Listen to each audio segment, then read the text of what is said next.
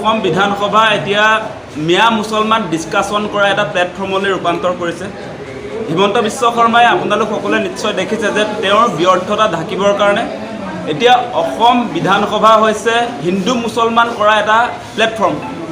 আমি লক্ষ্য কৰিছোঁ অসম বিধানসভাত আজি অসমৰ জাতীয় ইছ্যুবিলাকে স্থান নাপায়। আপোনালোকে নিশ্চয় লক্ষ্য কৰিছে যে আমাৰ গুৱাহাটীবাসীয়ে দীৰ্ঘদিন ধৰি যি কৃত্ৰিম বানপানী ককবকাই আছে এই বিষয়বিলাক আজি অসম বিধানসভাত আলোচনা নহয়। আজি মূল্যবৃদ্ধিৰ কথা আজি অসম বিধানসভাত আলোচনা নহয়। আজি যি ধৰণে নিবনুৱা সমস্যা বাঢ়িছে, আজি 19 লাখ নিবনুৱাৰ পৰা আজি 32 লাখ হৈছে।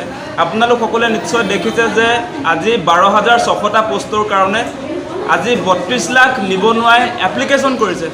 এই বিষয়বিলাক আজি অসম বিধানসভাত স্থান নাপায়। আপোনালোক সকলোৱে নিশ্চয় দেখিছে যে বৰ্তমান সময়ত স্মাৰ্ট মিটাৰ যি ধৰণে ডকাইতি চলাইছে সাধাৰণ মানুহৰ ওপৰত, সেই বিষয়বিলাক আজি অসম বিধানসভাত স্থান নাপায়।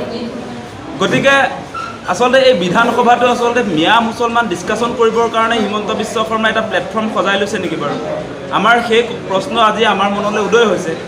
আজি আমি দেখিছোঁ যে আমাৰ যিবিলাক জ্বলন্ত সমস্যা, এইবাৰ বানপানীত 100জনতকৈও অধিক মানুহে মৃত্যুবৰণ কৰিলে, সেই বিষয়েও আজি অসম বিধানসভাত স্থান নাপায়। এইবাৰ 30খন জিলাত বানপানীয়ে গোটেই তছনছ কৰি পেলালে।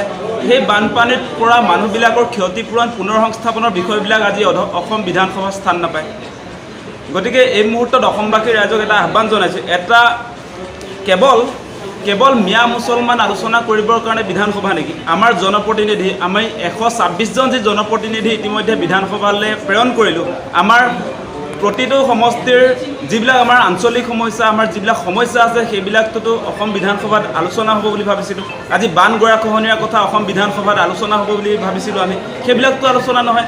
আজি ৰাস্তা ঘাটৰ কথা আজি অসম বিধানসভাত আলোচনা নহয়। আজি যি ধৰণে মূল্যবৃদ্ধিয়ে সাংঘাতিক ধৰণে, আপোনালোকে নিশ্চয় দেখিছে যে আকাশলংঘী মূল্যবৃদ্ধি হৈছে। মানুহে আচলতে এতিয়া মানে খাদ্য সামগ্ৰী ক্ৰয় কৰিব পৰা নাই। আজি আলুৰ দাম 50 টকা হৈ গ'ল, তাৰ পাছতো আচলতে মূল্যবৃদ্ধিৰ সংক্ৰান্ততো চৰকাৰৰ কোনো কৰিবলগীয়া কাম নাই।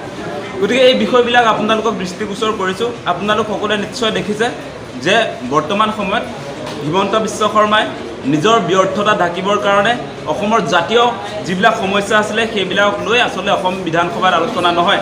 আৰু তেওঁ মিয়াক গালি পাৰি আছে, কিন্তু সেই একেটা সময়তে কিন্তু আমি দেখা নাই যে অসম বিধানসভাত মিয়াৰ যি জনসংখ্যা বিস্ফোৰণ হৈছে, সেই জনসংখ্যা বিস্ফোৰণৰ কাৰণে হিমন্ত বিশ্ব শৰ্মাই কোনখন আইন আনিলে সেই কথা আমি নাজানো।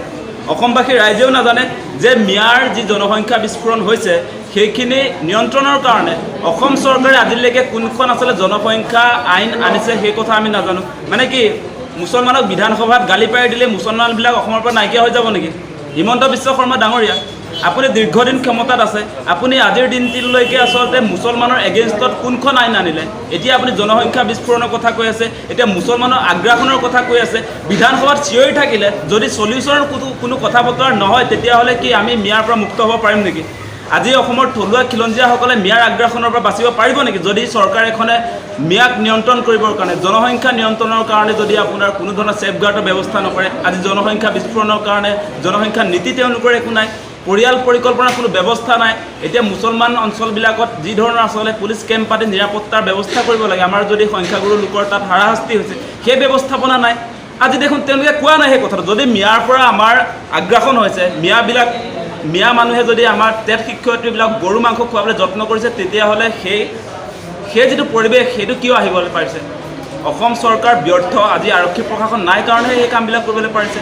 আৰু আমি শুনা নাই যে টেট শিক্ষয়িত্ৰীবিলাকে গৰু মাংস খুৱাইছে বুলি তেওঁলোকেতো সংবাদ মাধ্যমৰ ওচৰত অহা নাই এদিন।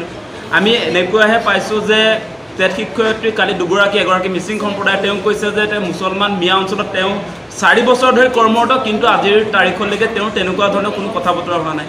মিয়া মুছলমানে তেওঁক এদিনো অশালীন ব্যৱহাৰ কৰা নাই। গৰু মাংস খোৱাটো বহুত দূৰৰে কথা। এগৰাকী চলিহা নামৰ টেট শিক্ষয়িত্ৰীয়ে কৈছে তেখেতেও মিয়া অঞ্চলত চাকৰি কৰি আছে, তেখেতেও কৈছে এইটো আচলতে সাম্প্ৰদায়িক বিষবাস্প বিয়পাবৰ কাৰণে হিমন্ত বিশ্ব শৰ্মাই এই কথাবিলাক কৈ আছে। কিন্তু বেছিক কথাটো কি? এতিয়া আমি ওপৰতে কথাবিলাক কৈ থাকিলেতো নহ'ব। যদিহে মুছলমান অঞ্চলত সঁচাকৈও যদি আমাৰ হিন্দু মানুহবিলাকৰ ওপৰত কিবা যদি তেনেকুৱা ধৰণৰ কথা বতৰা আহিছে, যদি মুছলমানে হাৰাশাস্তি কৰিছে, যদি তেওঁলোকক গৰু মাংস খুৱাবৰ কাৰণে যত্ন কৰিছে, তেতিয়াহ'লে চৰকাৰখনৰ ফালৰ পৰা সেই মানুহবিলাকক কিয় আজিৰ তাৰিখলৈ গ্ৰেপ্তাৰ কৰা হোৱা নাই? এতিয়া বিধানসভাত মানে অসমৰ ৰাইজৰ সমৰ্থন ল'বৰ কাৰণে হিমন্ত বিশ্ব শৰ্মাই মিয়া বুলি গালি পাৰি আছে। মিয়াৰ বিৰুদ্ধে আপুনি একোৱে কৰা নাই, আমি দেখা নাই। আমি দেখিবলৈ পাইছোঁ যে আপোনালোকে নিশ্চয় জানে যে আমাৰ যিটো জাতীয় স্বপ্ন আছিলে যে NRCৰ জৰিয়তে যি আমাৰ বহিৰাগত বিদেশী অসমত সংস্থাপন হৈছে সেইবিলাক বিতৰণৰ ব্যৱস্থা কৰা হ'ব। NRC আপডেট সেইকাৰণে কৰিছিলে অসমবাসী ৰাইজে। আজিৰ দিনটোত NRCত যে 2000 কোটি টকা খৰচ হৈ গ'ল, NRC যে আমি লাইন পাতি ফিল আপ কৰিলোঁ, সেই NRC কাম কাজ কিমান অগ্ৰগতি হ'ল? আজি আপোনালোকে খিলঞ্জীয়া মানুহৰ নিৰাপত্তাৰ কাৰণে 6 জনগোষ্ঠী জনজাতিকৰণ কৰিলেনে? আজি আপোনালোকে আমাৰ অসম চুক্তিৰ 6 নং দফা কাৰ্যকৰী কৰিলেনে? যিটোৱে সাংবিধানিকভাৱে অসমক প্ৰটেকশ্যন দিব, সেই কামটো আপুনি কৰিলেনে? আপুনি কেৱল মুছলমানক গালি পাৰি থাকিব, তাৰ পাছত যিবিলাক যাৱতীয় কাম কৰিব লাগে সেইবিলাক নকৰে। সেইটো আমি কেতিয়াও নামানো। আৰু অসমবাসী ৰাইজক আমি আহ্বান জনাইছোঁ, হিন্দু মুছলমানৰ যি ধৰণে ৰাজনীতি হিমন্ত বিশ্ব শৰ্মাই আৰম্ভ কৰিছে, ইয়াৰ পৰা সকলোকে সাৱধান হ'বৰ কাৰণে অনুৰোধ জনাইছোঁ।